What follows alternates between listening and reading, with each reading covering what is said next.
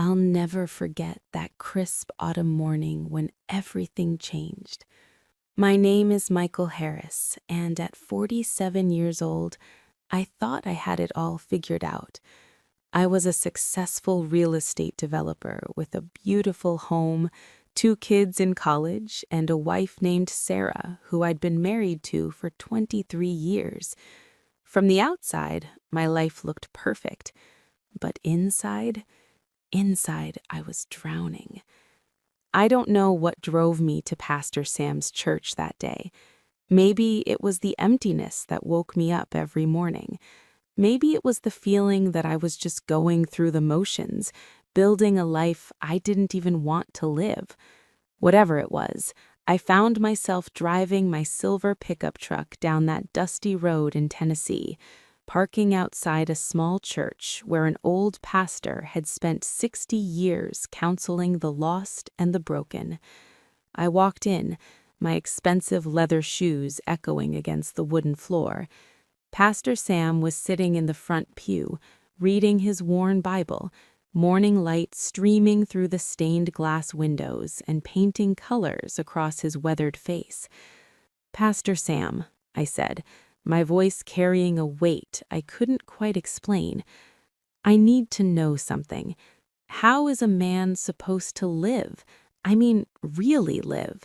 I've got everything I ever wanted, but I feel empty." He closed his Bible slowly and looked up at me with those deep, knowing eyes. "Come here, son," he said softly.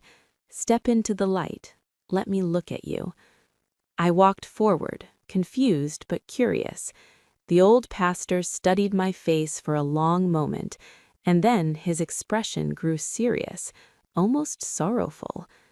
"Michael," he said quietly, "I've seen many faces in my years, and what I see in yours troubles me deeply. You have 7 days left to live." Those words hit me like a freight train. My knees went weak. My heart pounded so hard I could hear it in my ears. 7 days? I whispered. "That's impossible. I just had a physical. My doctor said I was fine." "Some things doctors can't see," Pastor Sam said gently. "Now go. Live these 7 days however you choose, and if you want to know how to truly live, come back to me on the 7th day." I stumbled out of that church in a daze. I sat in my truck for an hour, just staring at the steering wheel, my whole world crumbling around me. 7 days, 168 hours. That was all I had left. And then something shifted inside me.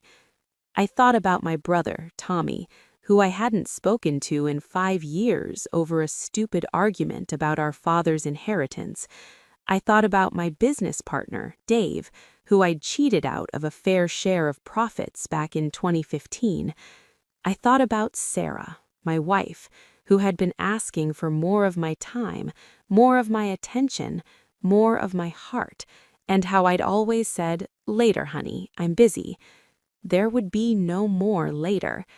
That afternoon, I drove to Tommy's house. He answered the door with suspicion in his eyes, but I didn't give him time to speak. I pulled my brother into a hug so tight it squeezed out years of silence and resentment. "I'm sorry," I said, breaking. "I'm so sorry for everything. The money didn't matter. You mattered, and I chose wrong." Tommy stood frozen for a moment. Then his arms slowly wrapped around me, and we both wept like children in that doorway. The next few days became a whirlwind of healing. I called Dave and confessed everything, the hidden profits, the manipulated contracts, all of it. I wrote him a check for every penny I owed, plus interest. He was speechless, but eventually he said 4 words that lifted a boulder off my chest. "I forgive you, brother." I went home and sat with my children, Emma and Jack, who had come home from college when I called and told them I needed to see them. I didn't tell them about the 7 days. Instead, I told them stories. Stories about their grandfather, stories about their mother when she was young, stories about my own failures and what I'd learned from them. "Dad," Emma said with tears in her eyes, "why have you never talked to us like this before?" I smiled sadly, because I was too busy building a life to actually live one. And Sarah, oh, my Sarah. That night I took her hands in mine and looked into her eyes, really looked for the first time in years. "I haven't been the husband you deserved," I said. "You asked for my heart, and I gave you a schedule. You asked for my presence, and I gave you presents. I'm sorry. Whatever time I have left, I want to spend it loving you the way I should have all along." She cried. We held each other all night, talking about dreams we'd forgotten, laughing about memories we'd buried, falling in love all over again. On the morning of the 7th day, I woke up feeling something I hadn't felt in decades. Peace. My heart was light. My conscience was clear. I had made things right with everyone I'd wronged. I had told the people I loved that I loved them. I had prayed more in the past week than I had in the past 10 years. But there was one more thing I needed to do. I drove back to Pastor Sam's church. "Pastor," I said, walking in with a calm smile, "I'm ready. I've made my peace, but before I go, I still want to know, how should a man truly live?" Pastor Sam smiled, that familiar twinkle returning to his eyes. "First, tell me, how did you live these past 7 days?" I thought for a moment. I asked for forgiveness. I forgave others. I told my family I loved them. I gave back what I had stolen. I prayed. I was present. I was alive. "Did you fight with anyone?" "No." "Did you cheat anyone?" "No." "Did you remember God?" "Every single moment." Pastor Sam nodded slowly. "Then you already know how to live, son. You just lived it." My brow furrowed. "But you said I had 7 days." He chuckled softly. "Michael, every man has only 7 days.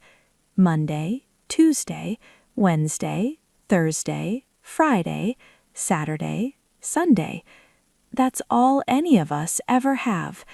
We are born into these 7 days, and we die within them. I didn't lie to you. I just helped you see the truth you were blind to." I stood there, stunned, and then, slowly, a laugh escaped my lips, a deep, joyful, liberated laugh. "You tricked me," I said. "No," Pastor Sam replied.